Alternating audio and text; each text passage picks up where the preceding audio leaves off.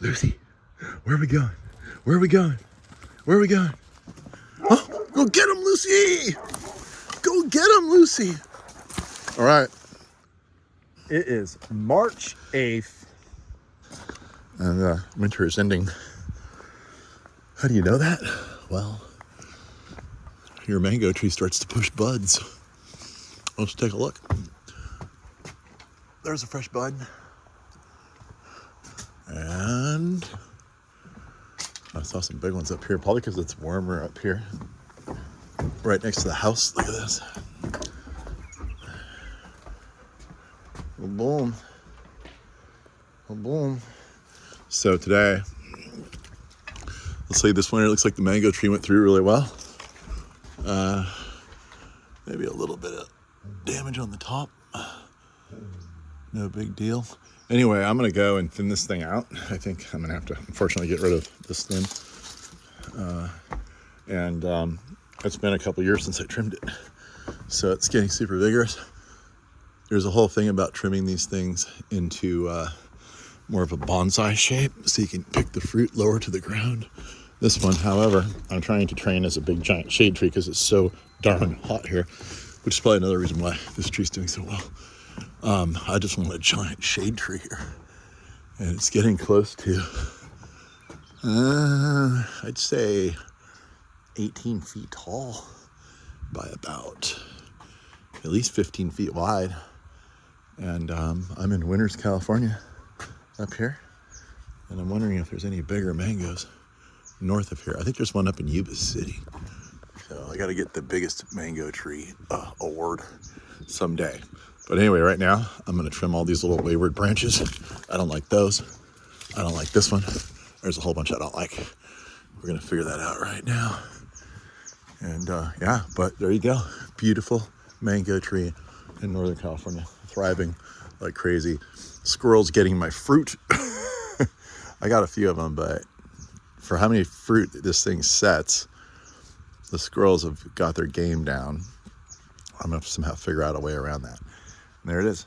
I'll show you the after shot of it all trimmed up. Okay, what do you say, Lucy? Is it high time? High time that we trim this mango tree. Might as well just do it on camera since I and you are both so lucky to have a videographer here. But we can all thank the honey bunny. Let's give her a hand. Honey bunny, yay. All right, here we go. Okay, so it's the time of year, it's March. Look at all these buds that are coming out. These are flower buds. This could make fruit right here, and the kitchen's right here. So we would almost theoretically, look, watch. If I allow that to go to fruition, I could simply open the door, reach out and pick mangoes if I just didn't want to leave the house. I'm not one of those people that likes to hole up in the house. So I like to go outside. And this is going to bug me. It's going to bug me, and it's going to bug the honey bunny and anybody involved in walking by. So first thing I'm going to do is cut this off. Now, there's a couple different ways to prune these trees. There's one for height control and maximum fruit. That's not what we're doing. We're going to just prune this to be the biggest, baddest shade tree you can imagine. I want to win the award for largest mango tree north of San Jose. I think I'm close. I think there's some trees in Yuba City that are bigger. I'm going to catch up to them. But anyway, so I'm going to be looking for cross branching and just to get a really nice structure on the tree. If you were to do it for fruit production, maximum fruit production, to keep the tree low, and you clip all these branches so you get multiple. The end pieces are the ones that are going to make the flowers and the fruit, and you want as many of those as possible. So you make it really dense by cutting off the leaders, and then you get like 2 or 3 sprouts, and each one of those will make flower buds and therefore mangoes. At least give you the chance for that, and it'll keep the fruit down low. But here, I just want this thing to get huge. So that's a totally different thing. We'll have another video on how maximum fruit production and height control. Right now, we're gonna do this thing just to make it look pretty and big. So first thing off, this whole branch here is conflicting because it's coming into the people zone. So I'm gonna cut that off immediately. And the way you do this, you just keep cutting out until you kind of see structure, what's happening. Look at that, so I just cut it off here, but now I'm realizing I have a nice branch here going this way. This one is coming in my face as well. See, that's in my face. I don't want that. And so I'm just gonna cut the whole thing off, all the way back. Boom. remember, everything we cut off is basically diverting energy to everywhere that is left. So if you want like maximum production somewhere else, not in your face, then this is what you want to do. Okay, so what else do I see here? I see here, okay, we have this inner stuff in here. I've got my little pruner. I also have this big branch here. I don't like this one coming out over the barbecue. Let me get rid of that one. Get rid of that one. No mas. Boom. That would get in the way of me climbing this tree. Dude, this tree is climbable at this point. Once you have a climbable tree, you know you've done well. It's nice and big. Now look at this branch. This one here. You always want everything radiating outward. You don't want crisscrossing. See this right here? That's a crisscross right there. I'm going to get rid of that. Why not? Okay, I'll get rid of that one. I've got some inner branches in here I'm not too excited about. I'd rather have them growing outward. Get rid of that one. And this little funny one in here that's not doing anything for me. I don't know if it's doing anything for you. But if it was doing something for you, I wouldn't care because it's my tree. And I get to cut it wherever I want. I'm going to cut this little middle one out. Boom. Open up the structure a little bit. I'm debating about this one here. I don't know. We'll have to decide that later. If you're unsure, only cut off what you're sure about. Look at this. This is cool. Look at this. This is really interesting, people. Come over here. This is a leaf that sprouted on this branch when it was little. All it is a leaf coming out of a big trunk. So you can see this leaf has been here for years and years and years. Isn't that interesting? It's not a stem. It's just a leaf. But I'm going to cut it off. So, or should I leave it on just for fun? What do you think, honey bunny? Cut it. Cut it. She says cut it. I'm going to cut it. Yeah. No more leaf coming out of the trunk. Thought that was interesting. Did you think that was interesting? Yes. A little bit? All right. Are you worried about how long this video is going to take? Yes. We'll go as fast as we possibly can. Getting all the inner stuff out of here. Here's another one in here I don't like. Let's get rid of that. Open this thing up. Honey, you're going to be so happy. You're going to have the happiest, most beautiful, well-trimmed, well-structured mango tree in all of Winters. Yeah, it's looking good. All right, here we go. There's more. Let's get in there. Quite a bit to do. Quite a bit to do. But you know, honey, I don't think you should climb this tree. Maybe a smaller person could. Don't think it could handle you. You know what you call that? A low blow! Well, That was a low blow. just cautionary tale. Yeah, I know. Less food is more, right? Okay. Here we go. There's all kinds of junk in here. All kinds of junk. Let me get rid of that. Here's a dead piece. I'll probably break that off. I'll just cut it off. I may actually get in the street right now, actually. Make you nervous. Uh-oh. Who are you more nervous for, me or the tree? The tree. Be cruel to the tree for me to climb it? Yes. Cruel and unusual punishment. It's looking pretty good on this side, I think. Oh, we got an inner branch in here. We don't need these inner branches. We want to see the whole structure of the tree on the inside. Let some air in there. This is this big one here. Get rid of that. Oh, there we go. The other thing about the inside of the tree is that you're not going to get a lot of fruiting in there because the bees aren't typically, bees are lazy. They're lazy. They're not going to want to go on the inside of the tree. They want to go where it's easy and accessible. Okay, now I'm just going to get on up and take a look at this thing. Here's a little piece right here we don't need. That one. Are you going to do anything with all that stuff? We're going to get down there and look at it too. Look at it. You want to look at your tree from all angles. After you start pruning it, you'll get more and more. Here's another one in here that's going into the middle. We don't need this little guy. Remember, the little guys, they seem insignificant, but they're going to get bigger, and they'll be more significant with time. All right, now I'm going to get... Okay, I won't do the tree, but I will test the rail, the integrity of the rail. How's that? Also suspect. Okay, here we go. Have an old rail. This one here, we don't need that. That's an in-your-face. We don't need in-your-face. All right, here's this chunky one that I saw earlier. It's too big for the hand pruner. You go with the lopper. This one's dead. This guy died of freeze a long time ago or something.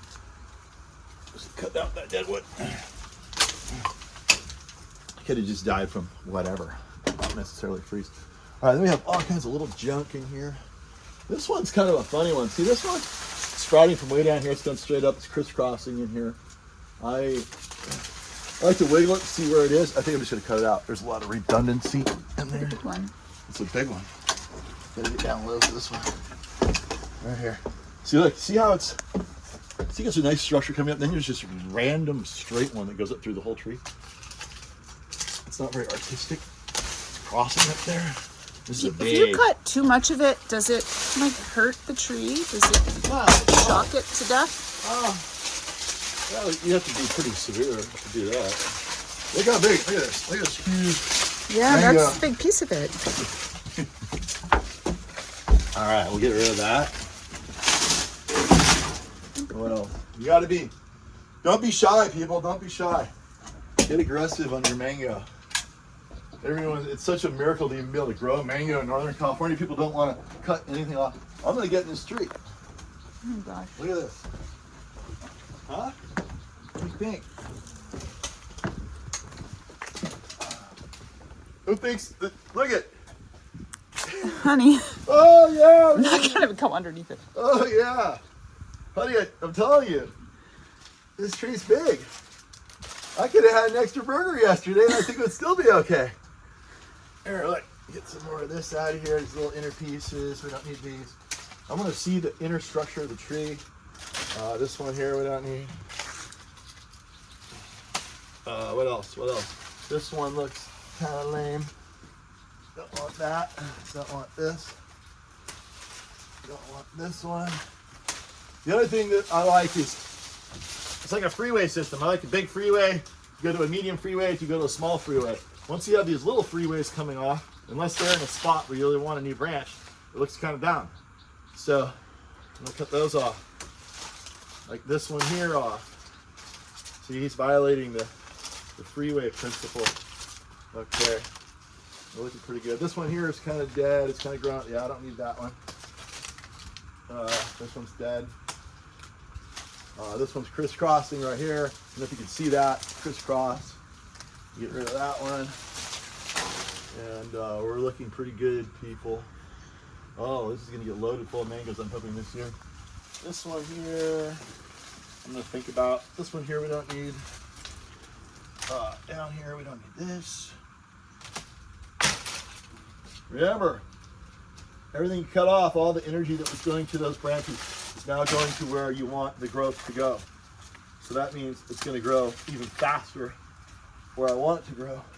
And I'll have my big shade tree. It's super hot up here. It's so hot. Honey, is it hot? It's pretty hot. Are you Norwegian? Yes. Do Norwegians like heat? No. No, they don't. They're like little Eskimos. And so I need as much shade as I can get up here, especially for the honey bunny. There's But a crisscross don't you over. think it feels the pain of the cutting? I think it's like, you know when you cut my hair? She's cut my hair since I was 15 years old. She broke up with me for a while and I had to go get one haircut in college. And then, but then, you know, she called me back to get back together and I'm like, okay, what was the first thing I asked you after we got back together, honey? Yeah, haircut. Can I get a haircut? I feel great when you're cutting my hair. No, but don't you think it like feels it, and if you cut a certain ratio of it off, it'll like shock it? You know, well, it does feel it in the sense that they've done studies and the tree does, there's stress hormones that pulse through the tree, then they pulse into the ground through the root system, and then the mycelium fungal fibers in the ground that connect everything together feel it. They transmit that stress to other trees in the forest. Then they all freak out. Then they send their saps up because they think a giant herbivore is eating them. When it turns out it's just me pruning. Yeah, so trees do feel that, but you know, it's kind of like tough love, you know? When I was a kid, there was a guy named Mr. Maki who lived on Walnut Avenue in Concord when it really used to be walnut orchards. He was an old school farmer. And I used to sit around like Dennis the Menace and ask him all these questions constantly about what he was doing. And he one day he was doing exactly this. He was pruning his trees, and I was like 6 years old. This guy was like 85, 90 years old. So he's long gone. But this is the lesson he taught me. You know what he said to me when I'm like, "Why are you hurting the trees?" What? He said, "They need a good spanking." Just like that. Oh God. I was like, oh, was kind of afraid. I was like, I'm going to run out of here. And he's the same guy that when I used to stand around and ask him all these questions about what he was doing, one time he told me, you better get home or I'm going to catch you. I'm going to take you into my kitchen. I'm going to give you to my wife. And she's going to cook you for my dinner. That freaked me out. Ever since then, I did not want to get near that guy. I had just read Hansel and Gretel. I'm like, that stuff happens. You know, people they catch kids, they cook kids, they eat kids, they put them in the oven. And so, you know, in retrospect, I think he might have been joking. I don't think he was serious. I don't think he would have done that. But at the time, with my little brain I had, I was like, I'm not testing that theory. So anyway, yeah, these trees like a good spanking, just like kids, right? Is spanking in vogue anymore, honey, for kids? No, it's illegal. Well, it was when Mr. Maki was around. All right, so I'm going to hop down there. I think I've kind of done enough for now. Oh, here's an inward one we don't want. I mean, every one of these things you can cut off as an opportunity to get more energy elsewhere. You ever heard of going out on a limb? All right, here we go. Oh, here's another one. We don't want that one. Oh, or this one. Oh, maybe this dumb one hanging down. Shouldn't say dumb. I mean, the limb has feelings too. So I'll say unintentional. This one here is going to grow into the other one. There. This one's going too far that way. What do you think, anybody? Looks good. Looking good. Here, let's bail out of here. Should I do a dismount down here or should I climb back from where I came? Oh. What do you think? I'll just climb back. Yeah, just... All right, let's take a look at what this tree looks like. Oh, look at that big tree. Are you going to feel special, honey bunny, when you're known for having the biggest mango tree north of San Jose? Are you going to brag to all your friends? No. Why not? This one's going down. We don't need that. We don't need that. We certainly don't need that. This one's dead. Get rid of that one. This one's too little. Freeway principle. This one's growing in here. We don't need that. There's all kinds of microcuts you can make. This one's dead.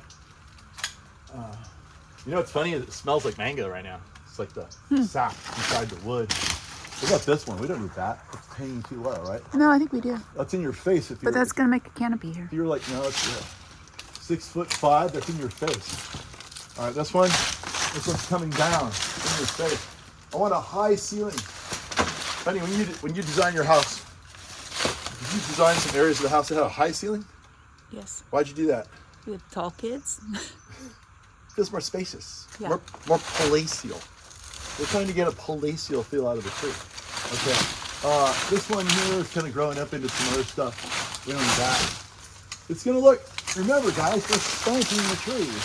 This one is redundant. We're spanking the tree to make the tree do what we want to do.